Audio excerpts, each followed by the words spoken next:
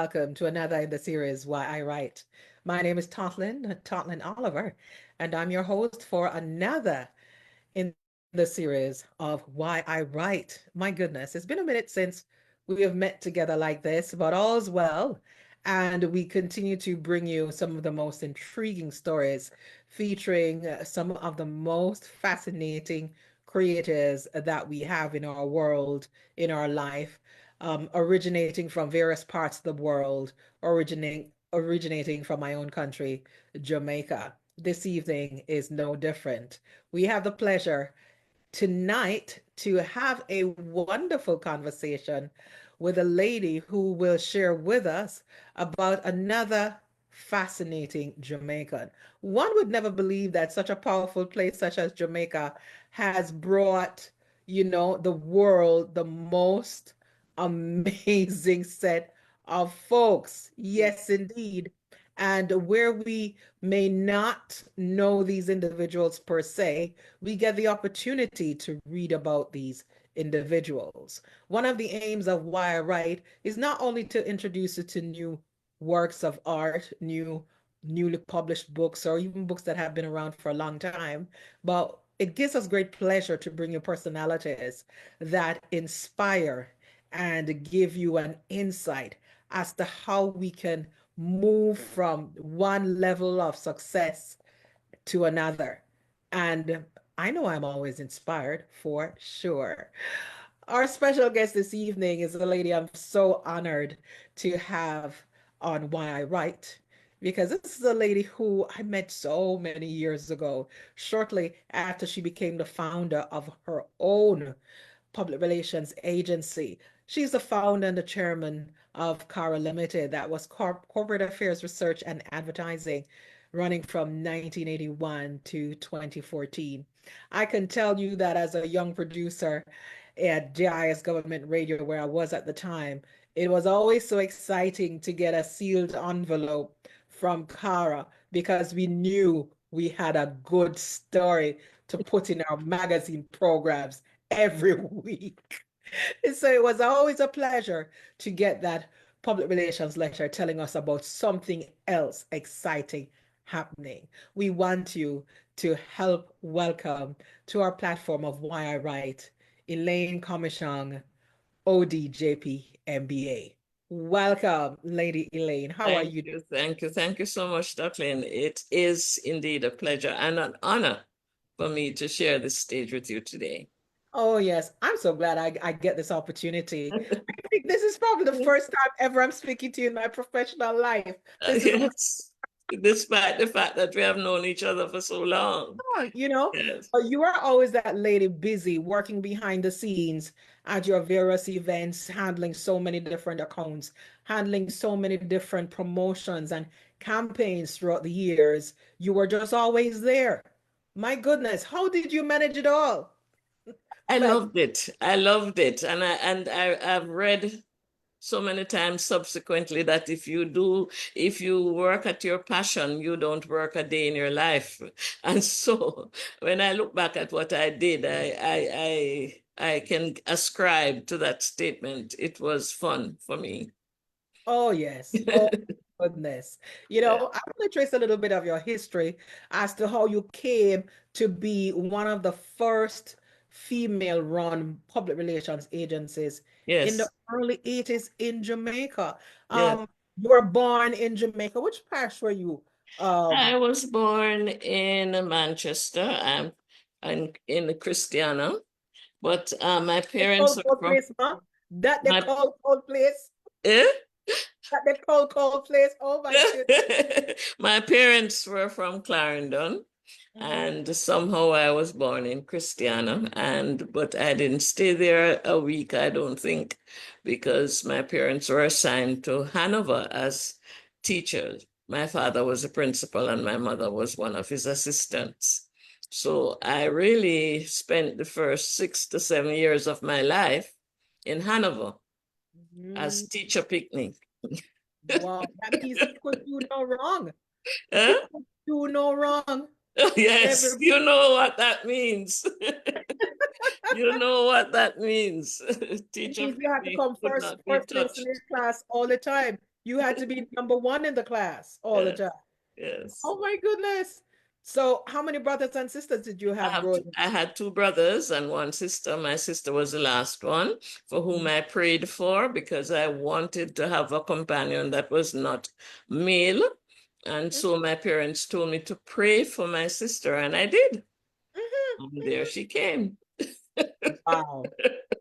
I tell you what, that's quite a story.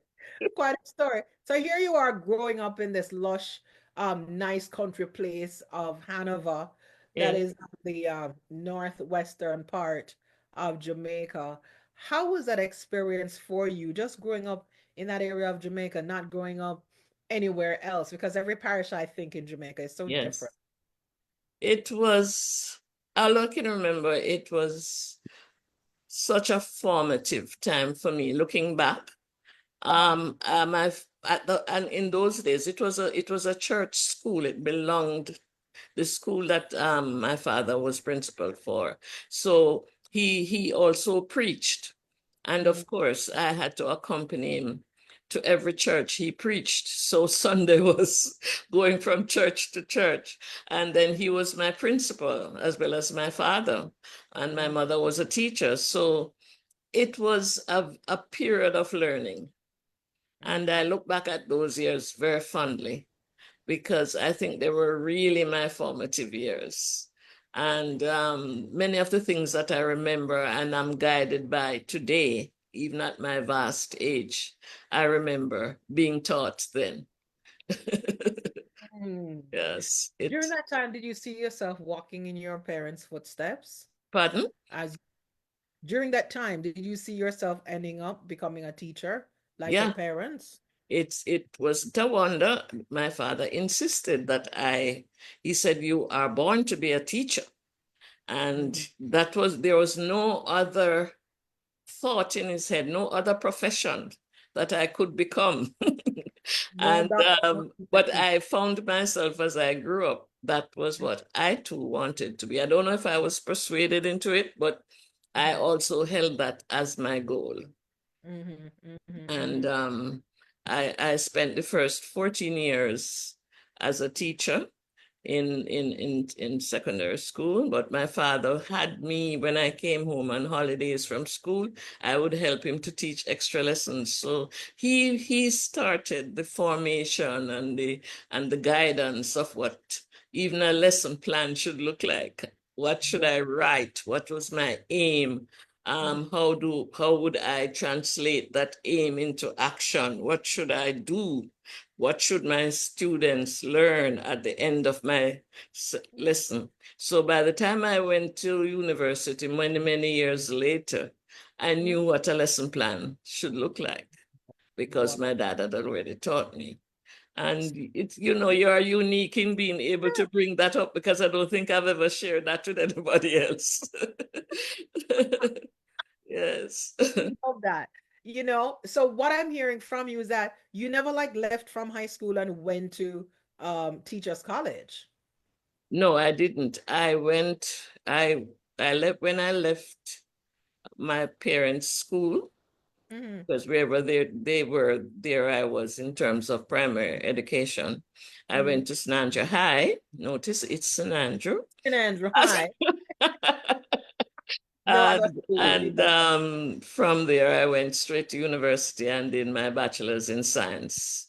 Mhm. So I was a science teacher for the first 12 to 14 years of my professional life. Wow.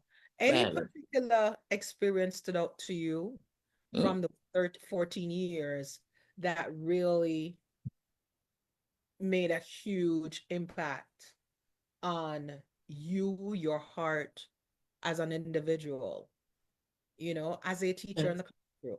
I really looking back now, I really do agree with my dad that I was born to teach. I loved it so much so that even in my holiday periods, I found a reason to give extra lessons to my students. Mhm. And you're really good because it was the first summer holiday that I found myself not doing teaching. And I said, oh my gosh, I need to do something. And reading the Gleaner of the day, I saw this scholarship advertised to go to London, England to learn audiovisual and media production and communication at that level. And I applied for it and received the scholarship and got trained in London, BBC and British Council. And that was my switch from the sciences to the arts in a way. When I returned to Jamaica, the Ministry of Education asked me to join the fledgling educational broadcasting service. And I was a radio and TV producer presenter, like you, Totlin. And but my job was to produce and present classes in science because we had a shortage of science at the time in Jamaica. And so I taught biology and I taught general science on TV and radio. Under my former teacher who had got some working experience at JBC, Tess Thomas, because Tess Thomas was my English teacher at St. Andrew. So the word goes around. Yes, yes. Yes, What yes. a remarkable opportunity you got. You saw that scholarship. You didn't think to yourself, well, I'm just in teaching. I don't need to get involved in this. And you took the bull by the horn and you applied and you won that scholarship. To Yes, BBC, just like how Miss Lou went to BBC yes, before you did. Leonie Forbes, yes, yes, own, yes, and quite a bit of our Jamaican forerunners in yes, the theater and the arts, and to see that you could have filled that void in yes. the education ministry. I Mhm. remember the days of EBS Yeah, yes, you remember? when I was at primary school, at Yeah, primary, there were sessions built in where we all had to pile into the classroom. yes. I think it was black and white TV at the time.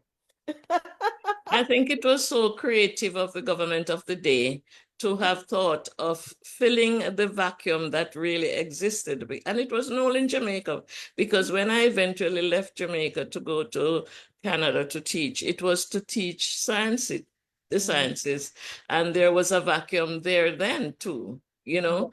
But for us to have thought that, yes, these schools need to have science teachers, and the only way we are going to get the information to them is through the media.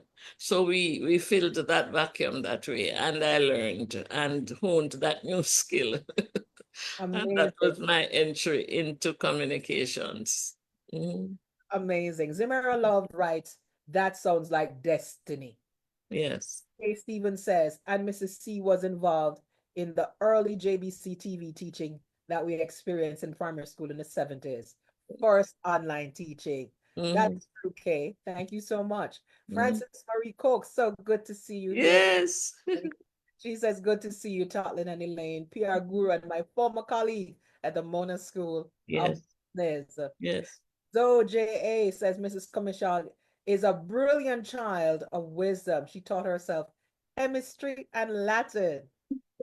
All of your business coming out now, Lady Elaine. Yes. I didn't see all that. BirdLife Jamaica says many congrats on your book, Elaine. And we want to welcome Errol Bean and Elaine Williams Morgan. Thank you so very much for tuning in.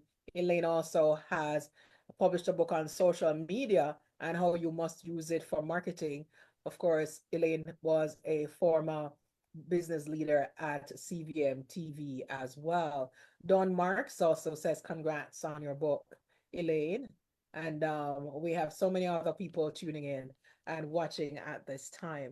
So here you are, you've returned to Jamaica, newly minted, contributing to our educational broadcasting system using mass media. How did you segue from that to the business of public relations at the time? Okay. I think I remained, because at that the position I was given while I was at EBS was education officer for the sciences, so that I visited schools and so on. And then again, I had a few minutes, and I saw this course being offered by Ralston Smith. He Mm. was the managing director of the first public relations agency in Jamaica, PRA, and he was having a summer course on public relations. And I said, you know what, I know it was a special form of communication. So I said, let me go and learn. And Mhm. I went there, and at the end of the course, he offered me a position with his firm. And I said, what do you pay? And it was Listen, it's a very good question, you know. It's a good question that. it was especially relevant because it was less than what I was getting as an education officer. Wow. And I said, oh my. And then, but curiosity got the better of me, and I decided to go. And that was the beginning of, great things. Sojourn, yeah, your Mhm. sojourn into Yeah. public relations, because here you are out in the streets, being an educator, a teacher, being transferring your skills. I just said to a fellow, she worked at JIS too, and she was sharing an item with me. And I said, unfortunately, it seems that our many young people, they don't know how to transfer their skills Hmm. from one scenario to another. So Yes. where you assume that they're good at doing this over here, Hmm. and you think that they have the skills to do whatever over here, Hmm. they don't make the connection Yeah. between that and And the that. other. Yes, so I said that to her. I said, it's not like back in forward day when Puss broke coat nothing over here and I saw we're bright. And when we get these opportunities, we we get in there to learn. Hold on. We get in there to discover. Hold on. Oh, so we can do this and we can, oh, this is how we apply this here. Like just like how your father taught you how to create and develop a lesson plan Yeah. Yeah. long before you catch a Long before. university, you are able to use that information Yeah. to determine, how do I package a program for consumption by young minds who is looking on Yeah. and just watching this thing. How Yeah. do I tell them the story? You know? So I think that there's such a serious, I only discovered education in the Mm. last since 2006 or Yeah. 7. And I fell in love, and I said, anyhow, I was introduced to education before communications, I'd have been in education before. Hmm. But there's so much correlation between education and communication. Oh, yes. I was just going to make that point. I never really stopped teaching, if you think about it, because my focus came to be public educational campaigns. And I Mhm. don't think that I would have had the same perspective had I not been a teacher, you Yes. know, because the strategies that formed a part of the plans Hmm. were devoted to teaching the audience certain things, certain behaviors, certain attitudes, certain consequences for their behavior. So Hmm. all along I was teaching. So when I finally went back to teach part-time, because I did go back as a communicator, Uh-huh. I feel that all my life I have been teaching. Yeah. Yes. So Mhm. your parents were not wrong at all. You're born No, my father was around. Yeah, it was. born to teach. In Yeah. the midst of all of this flurry of developing your business life, where did your family, you got married, had kids, how did that blend into your professional life and pursuits? Yes. Actually, when I went away to London, I had just got married. But when I got the scholarship, my husband said, you can't make this opportunity pass you by. He was very supportive. And when I started my business in 81, he also, because I knew, although I passed all the subjects in maths and accounts, I was not a good budgeter, not a good accountant. He came and saw about that aspect of the business. That, So he was very supportive. and you I don't need. think I would have been a success without his help because I was more focused on the work, the Mhm. relationship with the client, and the strategies, and he made sure that there was the business end attended to as well. Yeah.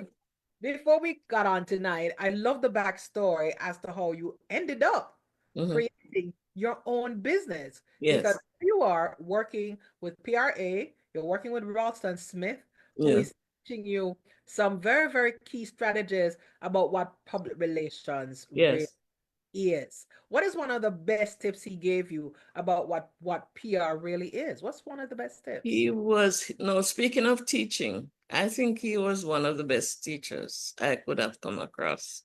Because the things that he stressed have stayed with me, because at the time there was a perspective that public relations is more tricking you to believe something or to do something.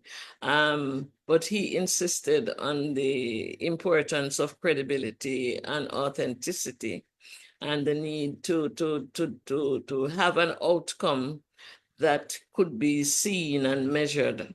He was an excellent teacher. He was one of three owners because Desmond Henry also was a part owner and Ken Jones as well, although they weren't associated with the company on a day-to-day basis. They were part owners. But Ralston ran the company and he taught a lot. He taught me a lot that shaped my understanding of the profession. But also, I think it was in sync with what I'd all the is there's nothing new. There are no accidents. That became my slogan because it was sort of seamless, moving through the sciences, through education and communication into PR. And I was able to use all these learnings in the Mhm. many campaigns that I did as a public relations consultant. In fact, I think I had an advantage in having that scientific background too, because I could approach the many of the work of different clients with knowledge and not just guessing at what they did. Yes, yes. Yeah.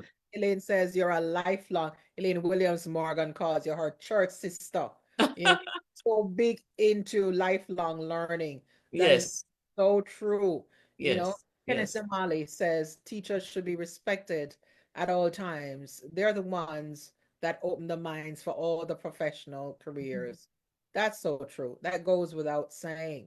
You know, Melinda Lloyd is on here tonight. yes. And Melinda says, thank you, Mentor Elaine, for all you do.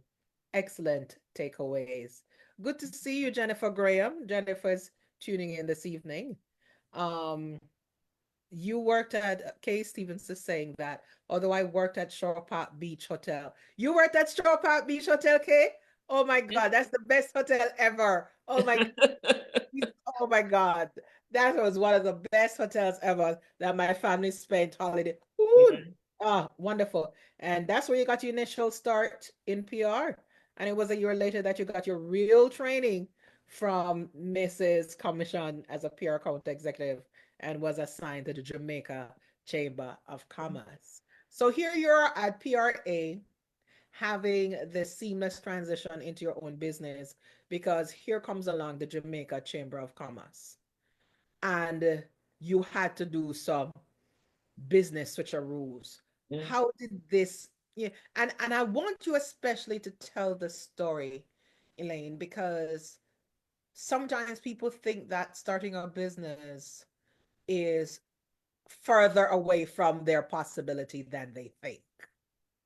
And that's why I would love to hear your story as to Mhm. how Cara began Yeah. and began. Yes.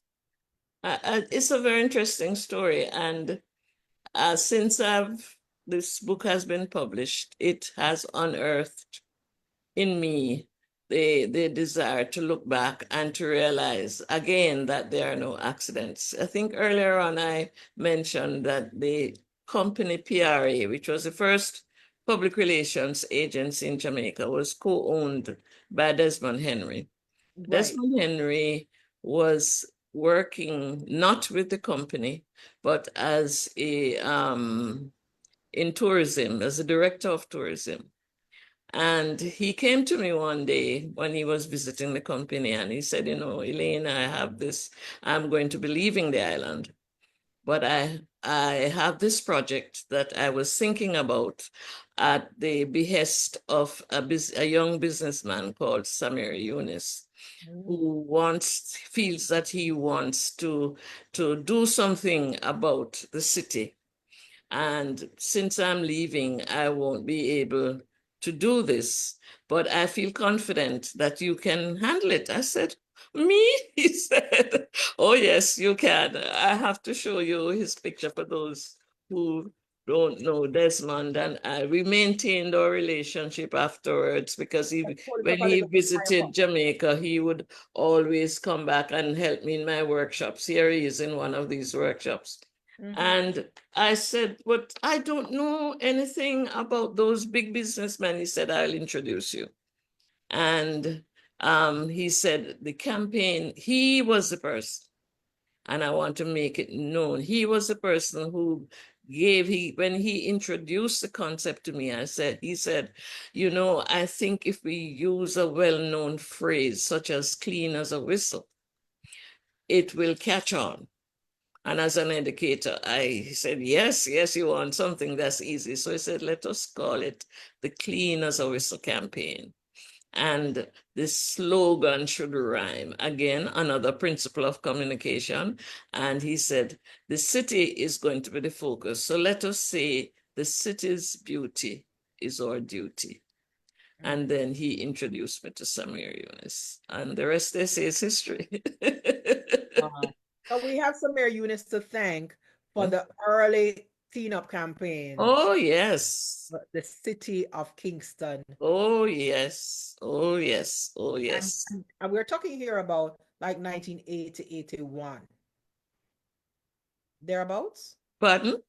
We're talking about the year 1980. Yes, because that is why, as you asked earlier, when I got carried away, I couldn't stay at PRA and do this special project, so I had to resign, and I formulated my company in 81. That is how Cara came to be born, and the Clean as a Whistle campaign was the first account, the That first you project. handled.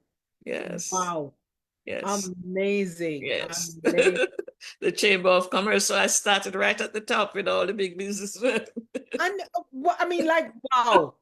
Talk about It being made handed. such a difference Yes. because I didn't have to creep with, although there's nothing wrong in creeping, but going straight into contact with the major business people in the island at the time made a difference and enabled me to be able to be more effective, even with the Clean as a Whistle campaign, because the campaign was not cheap to do. So I had to be able to approach all these business persons and say, can you support us? Can you support this Clean as a Whistle campaign? You know, And but of course, the leader in all of this was Samir Yunus. He was the and person. and this is how now you began this relationship with this man who 40 years later you end up writing about Yes, his yes, story, his yes, history. yes, Because under his guidance, leadership, he also did the People Against Road Accidents campaign, the the campaign, Helping Hands campaign. right? The Yeah. Save the Dollar campaign for the National Commercial Bank later on. Yes, yes, yes. Wow, I did a lot of campaigns. amazing. Yeah. As journalist author, you also contributed for over 10 years to the column in the Financial Gleaner on Yes. communications and marketing. And First, it was called, Ad Chat, and then you know a part. lot. That was the basis for my first book, Mm, because the articles that I wrote for AdChat, which explained certain principles of communication in its various forms, not only in advertising, but in public relations and in marketing as a whole, there came to be a demand for them. of And course. I was persuaded to put them together in my first book. It was published by Ian Randall Mhm. Publishers, and it was the first public relations book of its kind in the Caribbean. And that is, I suppose, my introduction to be an author was Yes. in that first book. Yes, yes, But yes. look at it though. Here we are, we're writing articles, we're writing scripts, we're writing news releases, we are writing ad copy, and we get lead-footed, heavy-footed, when it comes down to actually publishing our work in a dedicated book and not in a newspaper. So I'm so glad you were encouraged to do your own work, the practice of public relations, a Caribbean focus. And what I especially love, Elaine, is that as we were talking off air, the Mm, principles of public relations really don't change despite no, technology. yeah, yeah. I think sometimes and it's usually when you're getting old when you look back on the good old days. Because it seems to me that if we forget those principles, that the profession will weaken. And perhaps it is timely to get a refix, Mhm. to look back, because the media landscape and the communications landscape has changed a lot in Mhm. recent times with social media. The rules have changed, and credibility and truth is being in particular is being challenged. It's And under great threat. It's under yes, great yes, threat, yeah, and we are at a huge risk of yes, blurring fact and yes, fiction. yes, Like, the new term that they have banded about here in the mhm, United States, alternative facts. I yes, knew yes. that. No such thing. No such thing. Alternative facts. I don't know what that is. You know, you're In the telling old days, we used to call them lies. you know, when you're telling me that there is such a thing that exists as alternative facts, what you're actually telling me is that all those lessons that I had in class, Yes. where I had to analyze and deduce and do sets and subsets and do deductive reasoning and logical thinking, you're trying to tell me that all of that was a waste of time? Yes. Things are changing. I think we have to recognize that things are changing and to decide whether there are some changes that are excellent, but we need to look at the whole thing about principles, which you mentioned, and Mhm. if we can exchange them so easily, if that does not make our truth something different, Yes, something different, yes. yes.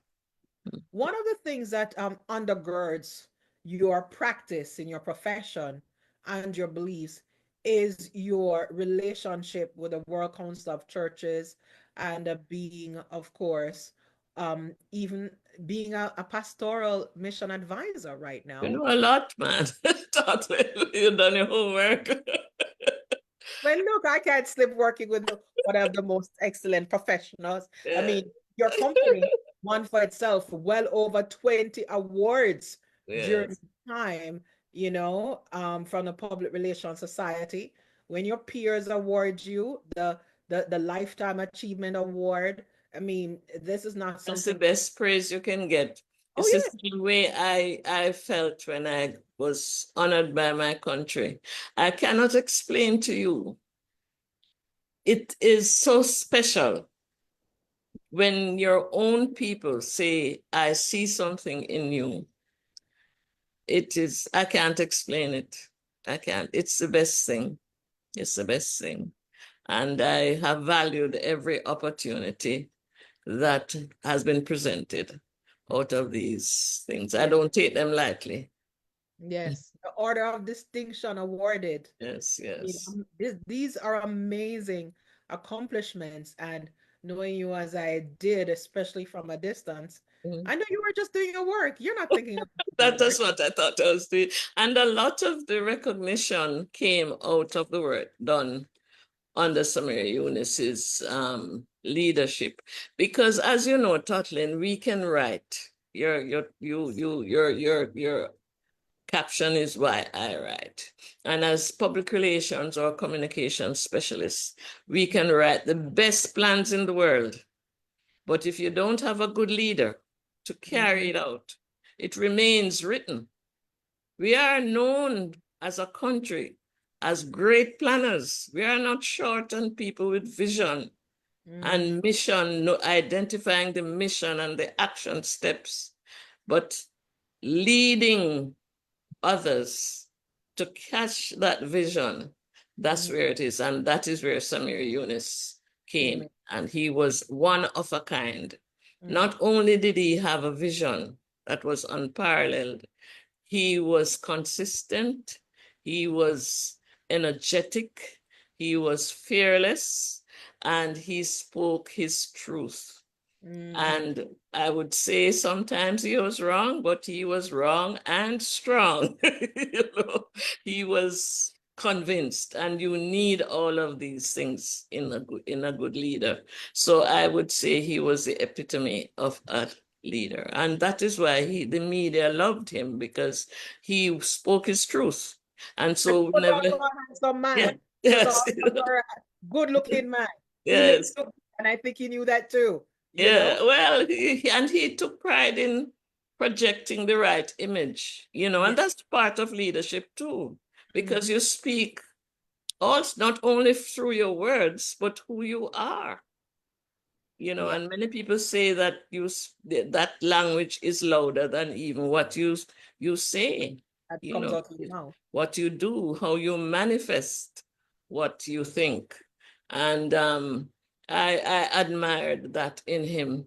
And so my job was made easy because I could do the planning, I could do the naming of the campaigns, I could come up with catchy slogans and themes, but he made them into action, and because he wanted it and he saw it. So is this why it led to the book having the title, The Lion of Yes, Street? yes, yes, Because that reminds me of the Lion King. That reminds me of the Lion and the Wardrobe, fantasy thing. yes, And it reminds me of, that power. yes, Because his store, Fabric de Eunice, was located in Halfway Tree Uptown, I would not have readily and quickly associated him with King Street in yes, yes. so I'd love to hear the backstory and Okay, why that title yes, and the promise you fulfilled in yes. this book. Okay. Well,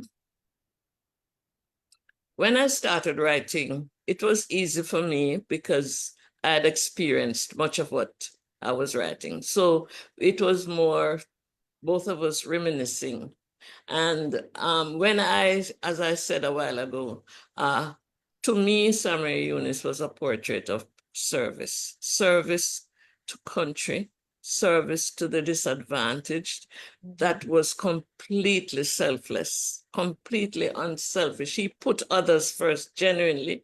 He had a compassionate heart. So my writing title was Samir Yunus, A Portrait of Service. But most of what we did at the start, especially with the Clean as a Whistle campaign, was focused in the city, because I don't know if you're too young, Tatlin, but the city streets, King Street, the main thoroughfare of Kingston. You had dead animals, you had garbage, you have people sleeping on the streets, you have people cooking in the bus stalls. So it was a focus of work. And this lion went fearlessly through it, but in a way that not only corrected, because we all had to he took us all as members of the committee on the streets with our brooms. And I have a picture in the book where we all had to be sweeping the streets. It wasn't saying, go thou and sweep that street. We did it, right? So he was a lion in various ways. He's a lion of action. And he was a lion in being fearless in the way he spoke to people, because there are things that many people don't feel that they can say to others. For instance, there was this very bad habit of throwing things from vehicles when they're driving by, even spitting through the windows and so on. And he would challenge people fearlessly. So when the publisher read the book, the name, the Lion of King Street just emerged in his mind. And he said, this is what comes to me as an image when I read this book. And so we added the Lion of King Street, Samir Yunus, A Portrait of Service, because we thought it was apt, That's very powerful. That's very Yes, powerful. yes. I worked downtown in the 1980s. Hmm? Well, it was my first job out of high school. I was by Hero Circle. I Yeah, worked at the bank by Hero Circle. yes. So I didn't have to circumnavigate that area for Wow. more than a year, like King Street proper. I was Mhm. street, I'd go down to Ocean Hotel for Yeah. dinner, lunch sometimes, and come right back up Duke Street and then Mhm. go down home uptown, you know? So I do remember vaguely how it had fallen into disrepair. And I think Yeah. after all of that political upheaval that took place, it was a rough time in Jamaica, actually. Yes, yeah. Also, to have one businessman see the dire need, and was it that the Kingston and St. Andrew corporation had become defunct, or is it that they couldn't function? I think the job became bigger than them. Let's put it that way. It was horrible, so much so that when Samir announced what he was going to do, there were more than a few people that laughed mockingly because it seemed to be a task that was beyond help, beyond function, beyond any one team, much Mhm, less, and so it was terrible. It was mhm. terrible. How did you measure the success of that campaign, and how long did that campaign run for? How did he feel Yes. about the success of the campaign? Well, our slogan was the city's beauty is our duty.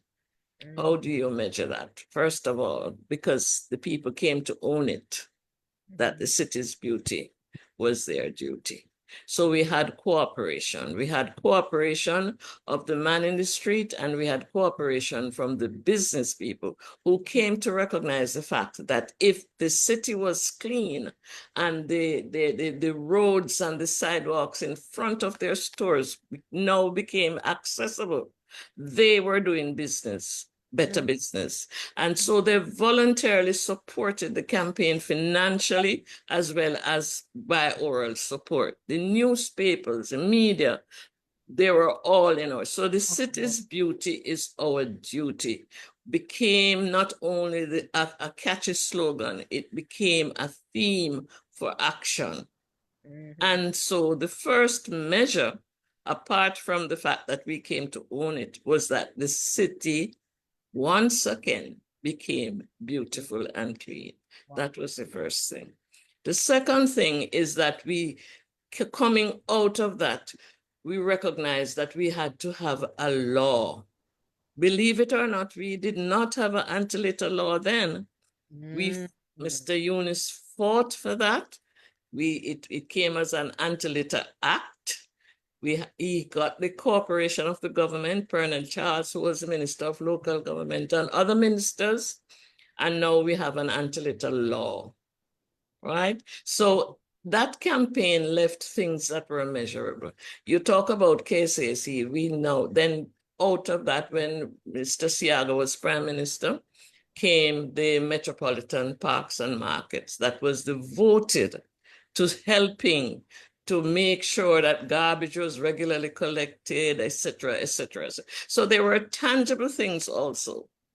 There was great attitudinal change, and there were tangible things that came out of the campaign. So after 4 years, what was deemed impossible, mhm. we could see measurable positive outcomes. Things take time, four Yes, years. And yes, that's and relatively short. yes, That's relatively a short window in the yes, life cycle yes, of people changing their change. attitudes when Yes, you actually see it yeah, reflected in their environment. Yes. No, Because that's they say attitudinal change usually takes more than 3 years, 4 years, you know?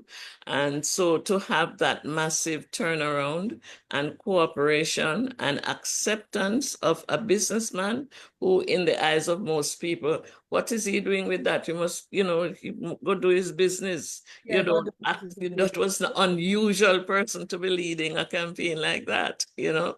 And so people accepted it, they supported it, and they owned it. Mhm. And so change came about, Yes. As you and mentioned, that people thought that he should stay in his lane, being a man who looked like, yes, you're a red man, you're a white man. yes, and You're not yes, even Jamaican man. Why are you in this thing? You said and his identity very seriously as a Jamaican. yes, the thing is, he was so proud of the fact that he was Jamaican. He would lick you down if you say it's not Jamaican, right? Because his parents came from Lebanon, but he was born and grew up in Jamaica, went to Wilmer's Boys, and identified 100% with being a Jamaican.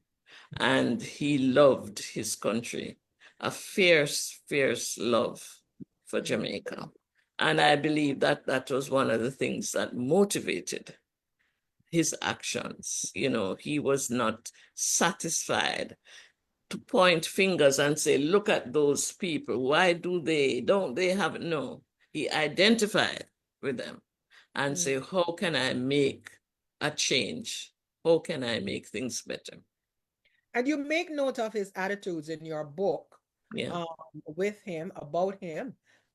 Which of the writings you wanted to share with us that exemplifies what we're discussing here about Samir Yunus, a Jamaican businessman, a Jamaican Yeah. stalwart in our country? Well, first of all, his name, and he was very proud of it. And I can't speak of Samir without sharing with you. If you knew him, one of the things you'd always remember, he'd say, my word is my bond. And he lived by that. And then his name, I just read a poem. I have it on page 3 of the book because it was so important to him. It's a poem that was given to him by his father. It's titled Your Name. You got it from your father. It was all he had to give. Now it's yours to use and cherish for as long as you shall live. If you lose the watch he gave you, it can always be replaced. But a mark against your name, my son, can never be erased. It was clean the day you took it, and a worthy name to bear. When he got it from his father, dishonor was not there.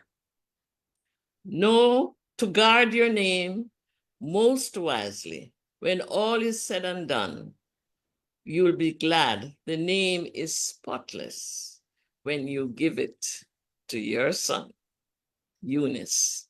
And he lived by it.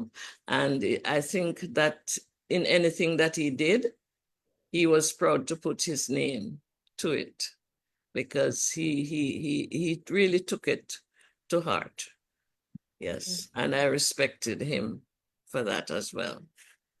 You have this unique, distinct advantage to have literally been under his arm, so to speak, Yes, this length of time to be able to capture the essence of the man and working day to day with him.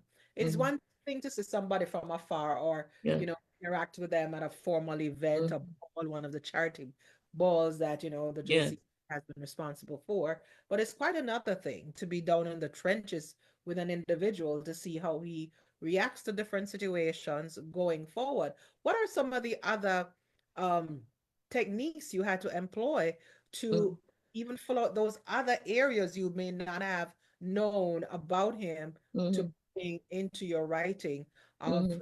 Lion Heart of King Street? Well, over the years, we became friends as well as professional associates because the relationship was a close one. I remember the first speech I wrote for him as president, and I included a part of it in the book. So there developed over time a feeling of trust. Whatever it is that he felt were his weak areas, and I tried to fulfill. So we developed that mutual dependency on each other and mutual respect, which I think is so important, and I became integrated into the family and almost feel that I too was a Eunice in terms of the relationship that we all enjoyed, with the other children, and Jason, who has followed in his footsteps, or followed in his footsteps as a director at the chamber eventually. But I saw them grow up, because 40 years. But I think this mutual respect was a essential part of who we became, and recognizing that my strength may be not something that you're weak in, but whatever you offer me in this area, I can trust that it is of high quality. And that I think cemented the partnership in a very real way. Mm-hmm. Zamira here writes, "My word is my bond" is an Yes. archaic ideology that I deeply miss. These days, there's no integrity among not just some Zamira, many adults. There is no integrity. We have a writing here from Colin Cowan. Colin says, "Elaine, you're a gem of no mean order. Thank you for the excellent work. I appreciate your depth and your capacity. Thank you for your support of my ministry, especially when I served as General Secretary Oh, of Youth yes, Church." yes, we worked. That's another person I worked very closely with in the Yeah, church. yeah, And he was the first person that um, I was enabled to formulate what we call the Renewal and Transformation Program for the United Church. He was the General Secretary. So we had a special partnership as well. yes, yes, yes, yes, yes. I tell you. Kenneth mentions here about civic pride seems to have been lost down on King Street too. Melinda Lloyd says, "Congrats. Your excellence as an author, teacher, lecturer, mentor, public relations expert, and marketing specialist, CEO, and steward is truly inspiring." I love these words. Thank you so much. Yes, I believe in giving people their roses while they're alive. I really do. Your dedication, Elaine, is multifaceted. Your dedication and multifaceted talents continue to make a significant impact and inspire all those who get to see you in action and the fruits of your labor. Excellent. Well done. And this is by Melinda Thank Lloyd you. sharing with us. Another very intriguing um, first is that you're a founding president of the International Association, So I forgot all about that. Yes. because the IABC. IABC, yes. Wow, in Canada, in Canada. Now That I've is got the what joy. I had Next to time I travel. I had to travel to Canada every year. Fortunately, my sister also lived there, so I could kill two birds with one stone. yeah. Because yes, and they again, that interaction with people in a different culture Hmm. helped you to grow and see things differently, and Hmm. to realize also that there are certain basic truths and principles that exist no matter where you No are, matter where you live, you yeah. know. It's a And but I learned a lot from a different culture. And having lived there for some time myself, it wasn't maybe as not as difficult as it could have been. I Mhm. forgot all about IBC, and Oh, I represented my colleagues in the Caribbean, So amazing. mhm. Absolutely amazing. How long did it take you to write The Lion of King Street from start to finish? The With lineup. how long did it take you to write your book, The Lion of King Street? Oh, Mary Eunice. years, because at first it was just a friendly period of memories. and you remember so and so, and we laugh because I said my professional, my company began with the Cleaners a Whistle campaign and the work that his social work began. So we spent the first few times of interaction just remembering things. And then I seriously started to think about the structure of the book. And I decided to focus on those things I did not know, which is in the first chapter, which is his family. I knew of them, but I didn't know the details. And so I started interviewing him. And fortunately, because I got that information out of the way, which I thought was important in describing who he was. And because everybody is a product of something, you know. And we were about halfway through, I think. I knew what some of the chapters should describe when he passed, because we knew that that could have been a possibility. Because in 2013, when he got the OJ, so well deserved for all his work, it was thought best not even to wait for the formal presentations, but it was a private ceremony. And he did pass away before the book was about halfway through. But the pleasure, and I'm glad you asked this in a way, but because we had so much information, we didn't have to only depend on our memory. From the very first day that I became a public relations consultant, and I said that the media loved him. So he had a lot of news items. But from the very first day as a public relations consultant, I said we collect our clippings, because my teacher, Austin Smith, told me that a challenge for a public relations person is that you are providing a service which is intangible. So you must make it tangible. And the way you make it tangibly is by see, the news media did that. The clippings were there for important evidence of work done. Great. So we had, and Samir collected and preserved them in very good kits. So we had bags and bags of clippings, so I didn't have to depend only on my memory. I could read these stories, which chronicled the story of our campaigns throughout the years. And so I had that to back up. But I also was fortunate in that people like Jemima Solomon, Howard Hamilton, Anthony Chang, and Butch Stewart, people that he had interacted with over the years, were willing to speak. So I could interview them, Carl Samuda, and so on. So we had a rich source. It's a matter of deciding how much we could put in.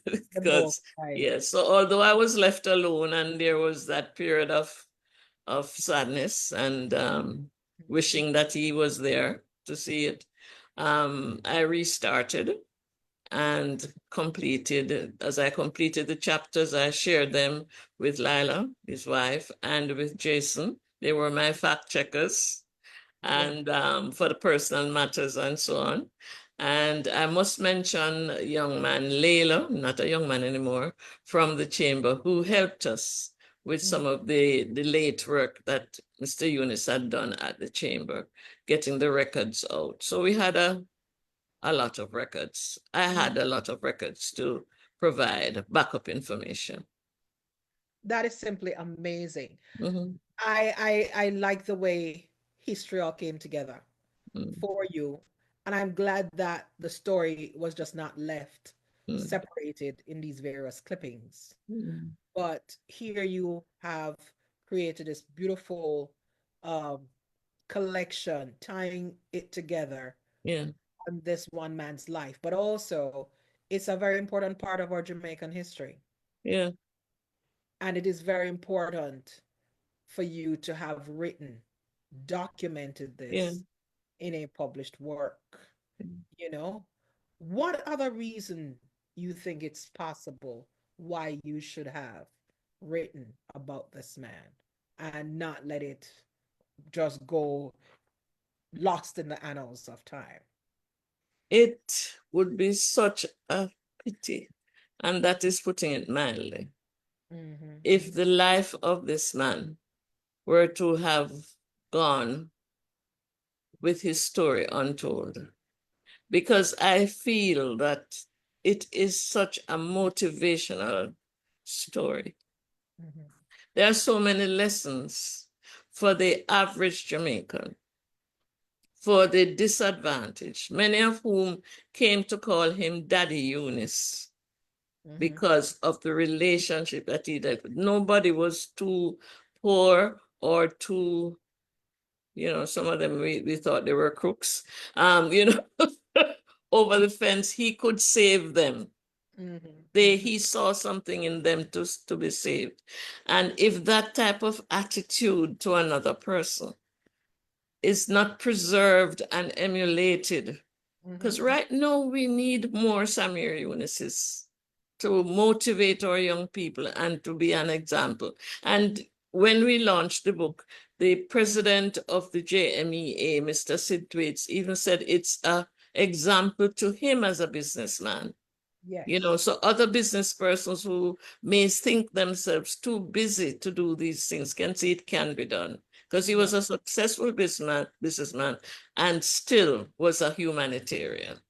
Yes. And so his story deserved to be told, because its legacy is something that can live for many, many years to come. Yes. We need stories of hope in days like these. We do, because of the various things that take place in our world today. Mhm. We need to hear the stories of Yeah, those who have just immediately gone before us, not as far back yeah, as, Nani and Sam Sharp, bless their, yeah. but we do need to hear those stories, which brings me to another very critical question. When is your memoir, Lele? You're one of a number of persons who has asked me that. Up to the moment when I kept being asked by that, I said, what do I have to say?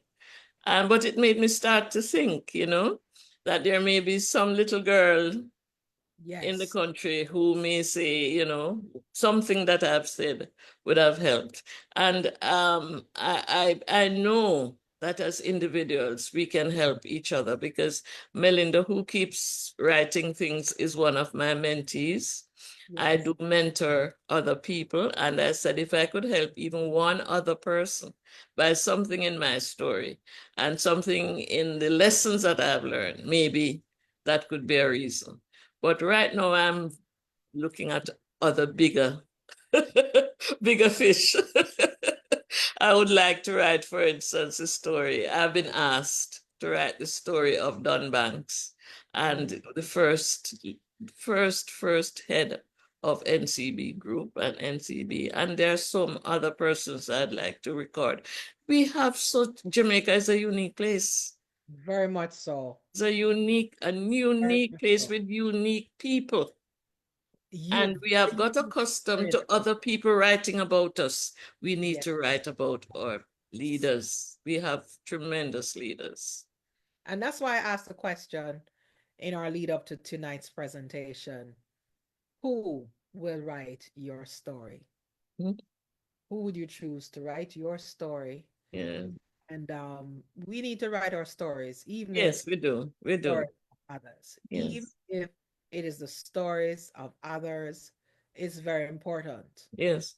I have met writers on this program who end up writing stories about my grandmother because Really?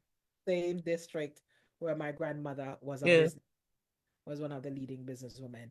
So yes, our stories need to be told because for too long, many of our ancestors, Oh, yes. they were not written about. They were Yeah. nameless. We have lost a lot. Yeah. Can we get a copy of The Lion of King Street? Okay. Samir It's Eunice. in all the bookshops now. Um, Bookland, Bookophilia, the airport bookshop, and it's Kingston Bookshop. So, and this has stores island wide. And later on, I understand it will be available through Amazon. So we Mhm. look forward to that. Elaine, it really has been a rich experience spending these few moments with you. I could talk to you for the rest of the night, but I have to let you go, you Thank you know. for saying that. And it really has been my pleasure sharing just a snippet of the dynamo that you really are, Mm. already are. And I'm so glad that so many people have, managed to tune in to confer that, look, you mean the world to them Yeah. as well. This is very, very important. And Mhm. congrats on your books. We are glad too that we can also put our hands on the other books that you have written. Where would we find those books? The one that you did on public relations and the Yeah. one you did on public speaking. Where would we find Yeah, those? boy, I tell you, I don't know. We'll have to check with the publishers because it used to be in the bookshops, but the first one was used as a textbook. Mhm. At colleges and universities, I don't know if it's still being used because now other writers exist. I just also want to put a little plug for a book on customer service, customer satisfaction that the Mona School of Business has been responsible for, edited by Ann Cricker. Also did a chapter in there on some case studies on Mhm. some of our outstanding businesses and how they have manifested customer service. So writing is what I'm doing now. So you may see some other things startling. So So we look just forward. pray for me. Listen, we look forward to it. We in Yes. our community are just so happy that you're doing this work. Francis Marie Coke is saying, well done, Elaine, a body of work you should be truly proud of. Thank you. Thank you, Melinda, for tuning in. Thank you, everyone, for tuning in. And we look forward to hearing more of your writing work. And we are glad that you have all the reasons in the world to write. And so easily you explain to us the importance of us telling the stories that we have promised to tell in the best way possible. Do you have any few parting words as we wrap tonight?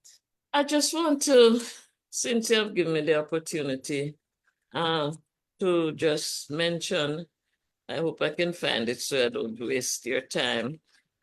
There's a quotation I wanted to just share, but it really talks about service, if I don't find it, and the fact that, when service becomes joy, I found it, thankfully. It's just two lines. It says, I slept and dreamt that life was joy. I awoke and saw that life was service. I acted, and behold, service was joy. And I put that quotation at the beginning of the book, The Lion of King Street, because I thought it was so apt. It's a quotation by Rabindranath Tagore. He's a philosopher and artist. And I thought it so aptly describes, you know, what service can be, and that we must not be afraid to approach it. And the benefits last forever, Forever. generations upon generations, This and has becomes the focus of your life. Mhm. this has been amazing and inspirational. I Mhm. thank you for those words of guidance. Yes. Those of us modern people who like to frown upon service, who knows? You might just find your joy, the Yeah. joy you're outside there searching for. Seek to support, seek to serve, and you will find your bliss. Helping others. Lady Elaine Commission, Order of Distinction, I thank you so much for your service to Jamaica. I thank you for your existence in my life that I could look on from afar and say, "Ooh, there's a lady who does it," and helps me to have even more respect for myself and also assist me in continuing to give of my best, no matter what it is I do, where I do it. Because whoever and what we are, we definitely carry the flag of Jamaica pretty high. And we don't have to announce that we are Jamaicans. They will know us by how we do what we do. Thank you so much again. It has been my pleasure. and my honor. Thank you so much. Thank you And so much, Scotland. Thank you so much. It has been my pleasure and honor to have shared this time with you and with my audience. I hope I provided the information that they're looking forward to, and I'm blessed as you are. Thanks so much. thank you so much. Take care of your great self. Thank you so much, every one of you, for watching. It has been our tremendous pleasure to be with you. We hope to be with you again next week. We have probably one more show before the year ends, and then we go on break. But you take care of yourselves. Be blessed. And if you really enjoyed this conversation, please hit that share button. Share it far and wide. You take care and enjoy the rest of your week. Have a good Bye one. bye. From Why I Rock.